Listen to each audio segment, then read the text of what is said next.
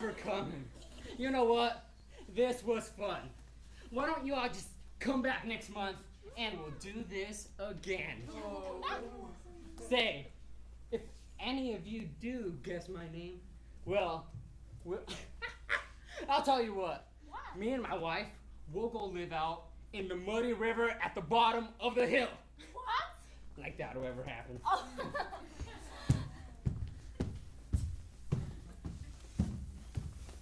How could he do that to us? That was so humiliating. And to think, I saved up to buy a new feather to wear. This stinks. That hippo is so full of himself. He used to be a decent guy, but now he's just a bully. If only we knew his first name, that would sure catch him off his guard. And then he could never make fun of us again. Friends, I think I have an idea. And not only will Hippo never bully us again, I think he'll have to keep his word too. And so, Tortoise walked alongside the path that ran along the muddy river. He pulled in his legs, and his tail, and his head, so far inside of his shell that he simply looked like one of the many rocks lying alongside the path. He didn't have to wait long until Hippo came walking by. Now, honey, let's get to that watering hole before Elephant. You know how he lets you splash all that mud around? And I do not want my fine new hat getting all dirty. Yes, dear, I'm coming. You know, that Mrs. Elephant just about driven me crazy. Talking about her new grandson. Oh, don't put us this, and don't put us that. I think she thinks the little thing can fly. Insantim. Insantim. Insantim! Come on. I think I broke my foot or twisted my ankle or something. Come on, baby! All right, dear. All right, here I am. What took so long? Let's get you up. Ooh, Insane Team, let me help you there. 1, 2, 3. Oh! Well, thank you there, Tortoise. You know my name. That's right, Insane Team. Well, Tortoise, why don't you just come on over to our place tonight? We've got some great food, and I'll get my special drummer to play. Yeah, He's fantastic. it'll be great. Well, I don't know about that, Hippo. You see, I live here on the land, I believe. If I'm correct, today you are moving. Moving. That's right. I may be paraphrasing here, but I believe your exact words were, Hey! If any of you do guess my name, me and my wife will, we'll go live in Muddy River at the bottom of the hill. And look, here we are. You did say that. And so, all the animals helped hippos move into their new muddy home. And they have lived there from that day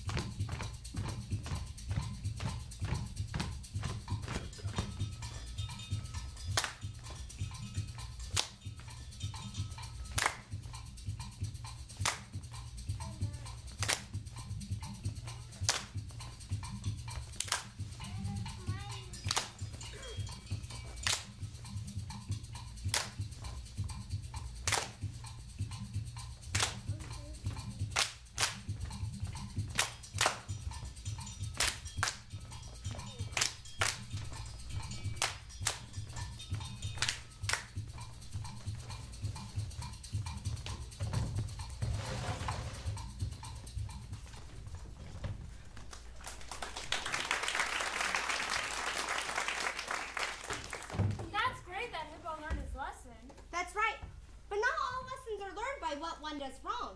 Some are learned by what one does right. For example, Well, the talking stick tells us the story of the king and the mice. A long time ago, a mighty and powerful king was attacked by his enemy and taken away from his kingdom. He was stripped of his fine ornaments, left to wear rags, and thrown into a hut without any food or water. It was the intent of his enemies that he stay there to die. Wait. That's a terrible way to start a story. Yes, I agree. Nonetheless, the king was left there in the dark, becoming hungrier and hungrier.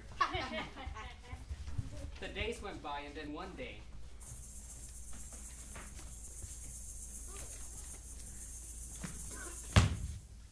Ah, what is this? A mouse. Well, little mouse, you may be small, but you will give me a break from this terrible hunger. Oh, no, Brother Mouse. I can't do it. You are too small to defend yourself, and eating you will not satisfy my hunger. I will starve anyway. There you go. Well, go home to your family, go. Oh. Mighty King, I am grateful for your kindness. You've spared my life, and in return, I will spare yours. Oh, what can a tiny mouse do for me? Thank you, but I fear my fate is set. Do not despair, King. I will return. and with that, the tiny mouse ran away from the king and scuttled under the wall. Well, Mouse, good luck on your journey, but I fear that you won't be back. The king sat next to the wall and confused that the day was ending since it was getting cooler inside of his hut. And then he began to hear something. It started as a scratching, and then a rustling, and then finally a scuttling. The king walked around the floor of the hut until he saw where the sound was coming from. And just as he knelt down to get a better view, the mouse ran through the hole, carrying with him a grain of corn. Oh, little mouse, it's you. Mighty King, I brought you a present of this corn. Oh, thank you, little mouse. I humbly accept your gift. Well, that was filling. Mighty King, I know that you are much larger than I. I know that food wasn't nearly enough to feed your belly, so I brought friends. And so dozens of mice ran in, each of them carrying a piece of grain, a small fruit, or seed to give to the king. Once all the mice had come in and placed their gifts, the king had a nice pile of food to eat. Oh, thank you, my tiny friends. Your kindness, it is so great. I am deeply moved. Thank you. Do not despair, King. As long as you are to stay in this hut, we will continue to take care of you. And so it happened. Each day that the king remained in the hut, the dozens of mice would come in and bring him some food to eat. And it was that way that the king was able to survive. Ah. Mighty King! While going through the forest today, my tribe and I found some treasure we wish to share with you. Oh, my tiny friends, you have done enough for me. The food is plenty. Oh no, King. This treasure is of no use to us, but we think it will be very useful to you. And with that, the dozens of mice ran in, dropping coins, pieces of jewelry, and ornaments to give to the king. Once all the mice had placed their gifts, the king was amazed by what he saw. He thought he could not accept such generous gifts, but the mice again urged him to take them and put them on. The king dressed and looked very noble indeed. Well, how do I look? Great! Super! Shiny! Several weeks went by, and the mice continued to feed and clothe the king. Finally, the day came when the king's enemies came in to look in the hut. They were sure that they were going to find him dead on the floor, but to their amazement, they found the king not only alive, but healthy and dressed again in his royal clothes. When they saw that the king was like this, they were convinced he must have some special powers and ran away in fear.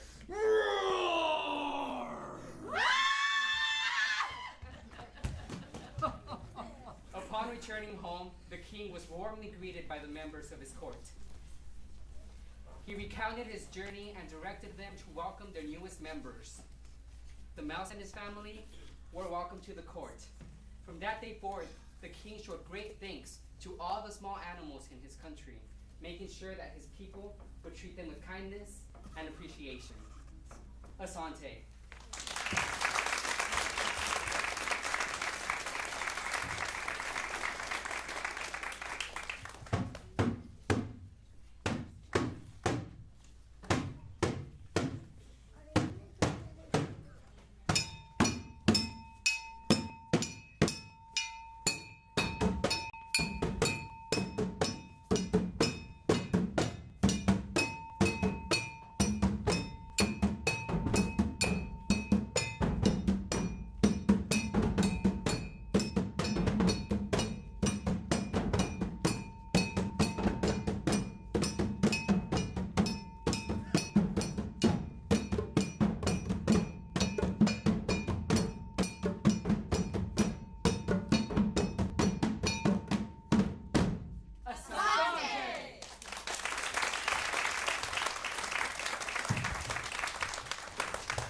Great things can happen when both the little and the big work together.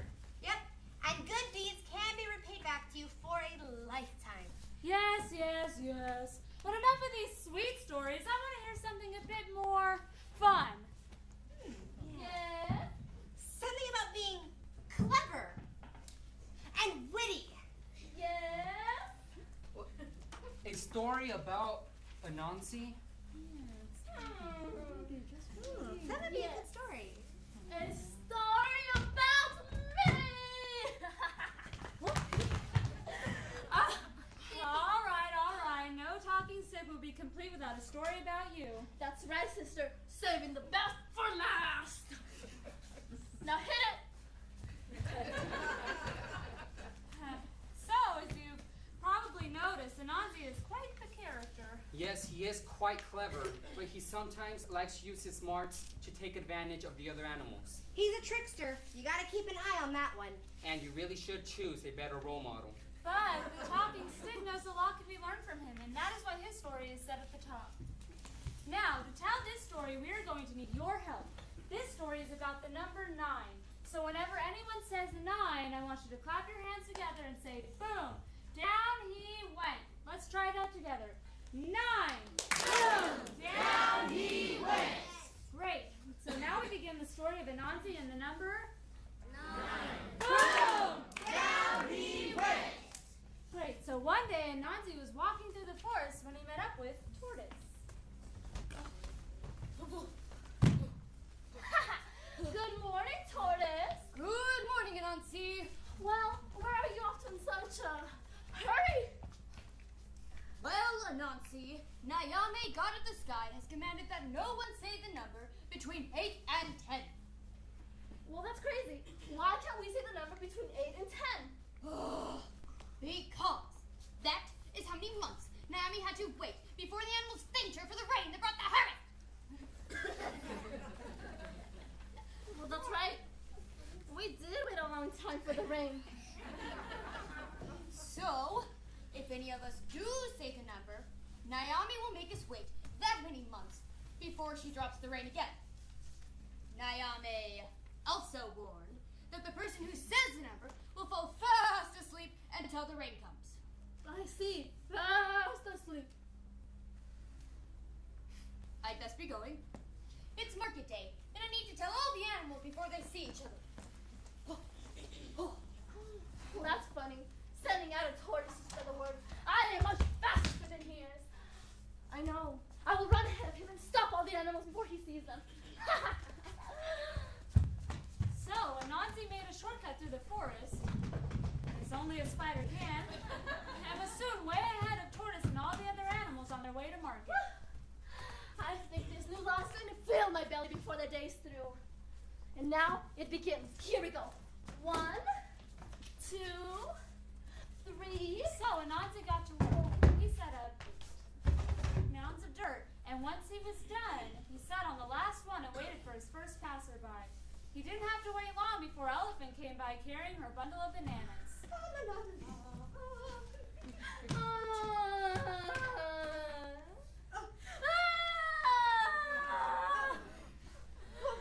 Why, Anansi? What is the matter? Oh, Elephant!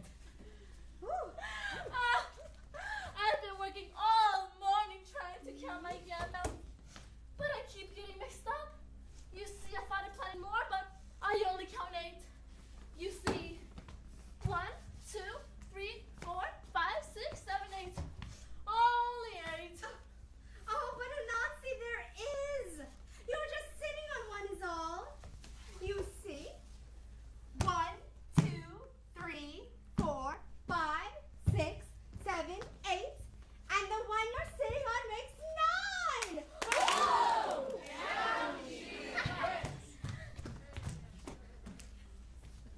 Poor Elephant fell fast asleep. Anansi helped himself to the bananas and ran off to his hut. And poor Elephant was left there sleeping in the path. Bananas! I love bananas! Let's see what else comes this way today. He didn't have to wait long before Hippo came by.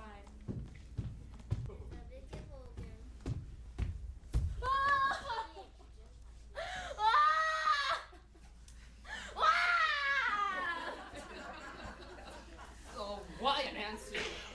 Why on earth are you crying about so loud? Alphiba.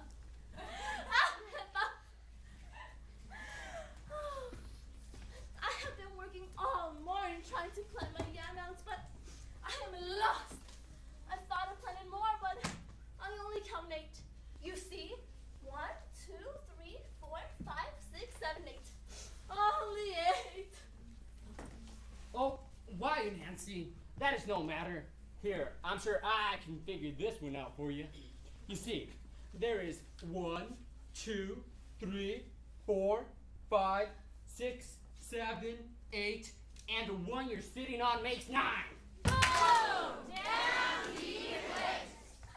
Poor Hippo fell fast asleep. Anansi helped himself to the yams and ran off to his hut. And Hippo was left there sleeping in the path. Yams! I love yams! Let's see what else comes this way today. Anansi waited by the path to see who might come next. He didn't have to wait long before Lion came by carrying a whole bushel of wheat. When Lion passed Anansi began to cry yet one more